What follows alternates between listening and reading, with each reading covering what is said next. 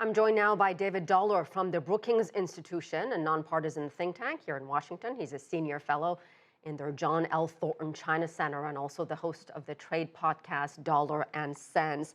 David, for China's perspective, they see the Belt and Road as economically a win-win really for everyone. Of course, U.S. and some of its Western allies not convinced. Why is there so much concern? Well, I think this Belt and Road Forum shows China being pragmatic and flexible. There are a lot of positive things in the Belt and Road, and that's why you get quite a bit of enthusiasm in developing countries. It's mostly about financing infrastructure, and developing countries need infrastructure. So that's why you've got 40 heads of state going to Beijing. But some of these countries are also concerned.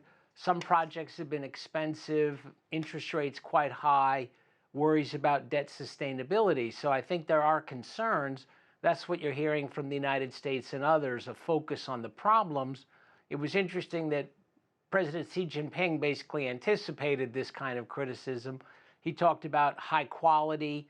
He talked in his speech about debt sustainability, more competition in giving out contracts for projects. So I think China's being flexible and pragmatic and trying to make Belt and Road more successful. So do you think Xi, in making those remarks, was actually addressing those concerns? And will that really make a difference to all the critics out there?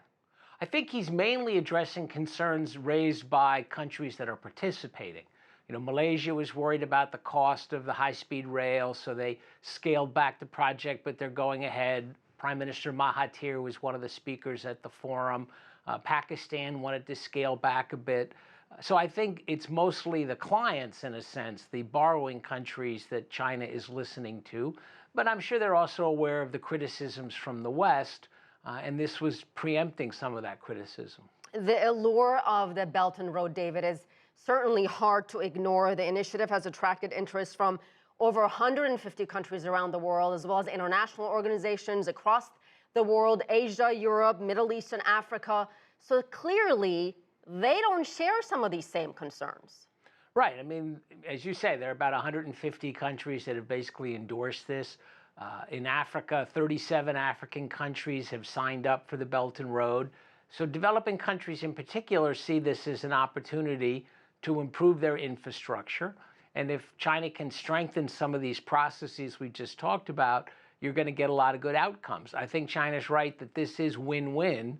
You know, if the projects are good projects that are implemented properly, then it's going to be win-win. Notable absences, David: United States, Australia, New Zealand, and Canada all declined to go, but also notable that the heads of state from Sri Lanka and Indonesia not there, and some might find that a little bit more surprising.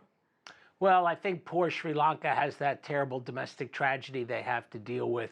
And traditionally, when you have a domestic tragedy like their terrorist event, you know, leadership stays home to take care of that. I'm not sure about Indonesia. I thought all 10 ASEAN leaders were supposed to be going to Beijing, so something may have happened. Indonesia is certainly borrowing money from China for infrastructure, doing quite a good job improving their infrastructure. So Indonesia is certainly involved in the program. And how big of a coup is it for China that Italy is the first in the G7 to join Belt and Road?